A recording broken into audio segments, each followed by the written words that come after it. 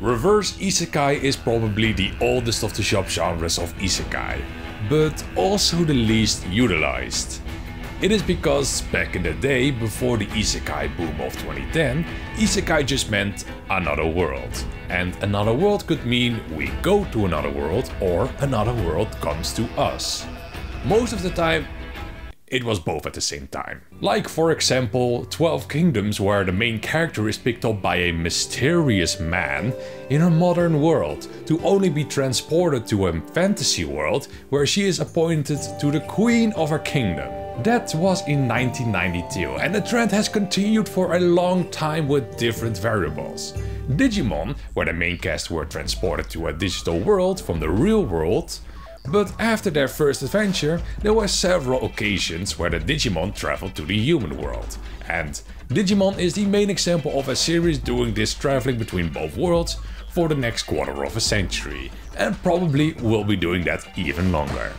But those aren't seen as reverse Isekai, even though it fits every bit of the description, which is: a person from another world comes to our world. Yes, that's the only description that a reverse Isekai has. No.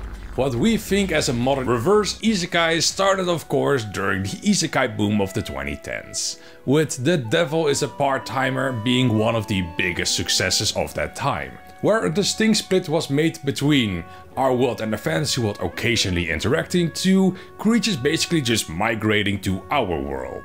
And we're just following their day-to-day life as a supernatural creature in a mundane world, like demon lords or dragons. However, it isn't uncommon for there to also occasionally be a new series where supernatural creatures are sent into our world and they just fight it out, in either a death game style tournament or a more mundane power struggle between opposing forces trying to conquer this new mundane world.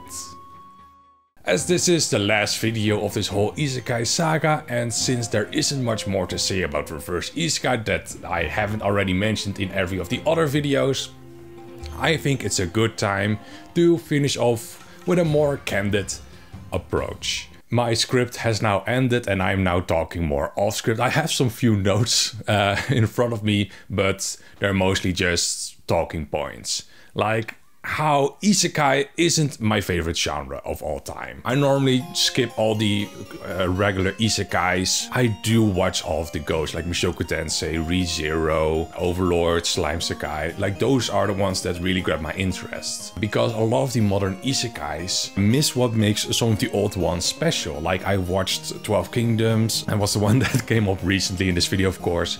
And it just felt like, oh, the main character is special instead of, oh no, they're just a regular ass character, but given special abilities. I have grown interest in checking more older stuff thanks to this entire video series. I've made now 4 videos about Isekai, my first big Isekai video and of course my subgenre videos. Maybe it's also a good moment for me to just talk about some of the missing points that I didn't make during my main Isekai video, because I got a lot of flack for it, and I'm glad I got that because I'm still trying to improve as a video creator.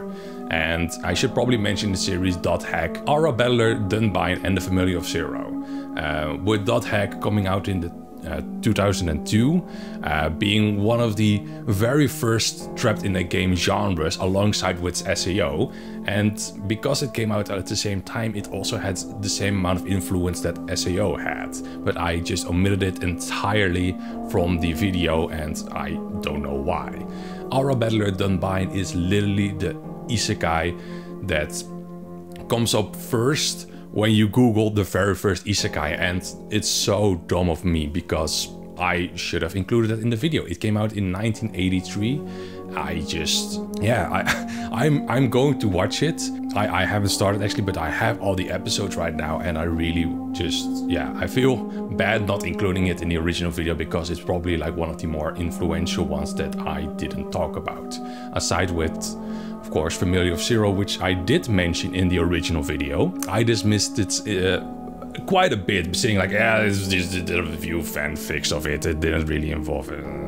No, it did do a lot of the writers of today started as fanfic writers for A Familiar of Zero, and a lot of the Isekai stories that exist right now have a not to the fact that a familiar zero was a thing back in the day.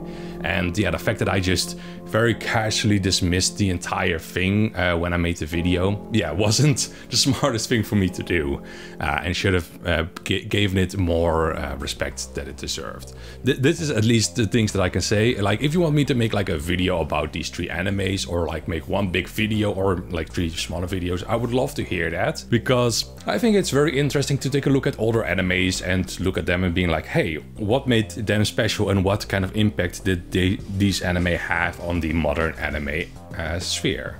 And that's kind of what I wanted to make these history videos about. Like, how did they came to be? Like, I want to maybe do something about shonen, shoujo, seinen, and the big demographic audiences, but also maybe like go into more specific, like battler shonen, or why is school so important in a lot of anime?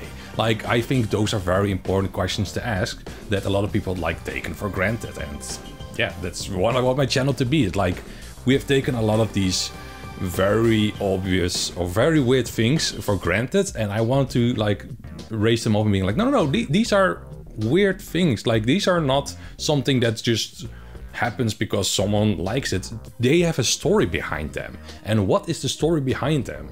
So yeah, if you have any question or any topic that you think like, hey, yeah, I wonder why that is a thing, like, hey, post them in the comments below, because I'm always very curious. Like, I did the same thing for maid cafes, which I thought was a very interesting topic to find out, like, oh, it all started basically with a game taking inspiration from a certain bread salesman. It's such a crazy story, and you should check it out somewhere up top. But yeah, that's it for the entire Isekai saga that I'm talking about. I will probably take a few steps back from the Isekai because I am Isekai burned out at the moment. But yeah, if you have anything to add, to say, like, post in the comments below. I will probably apologize if I missed anything. And that's it. I'm Durcoin, and thank you for watching.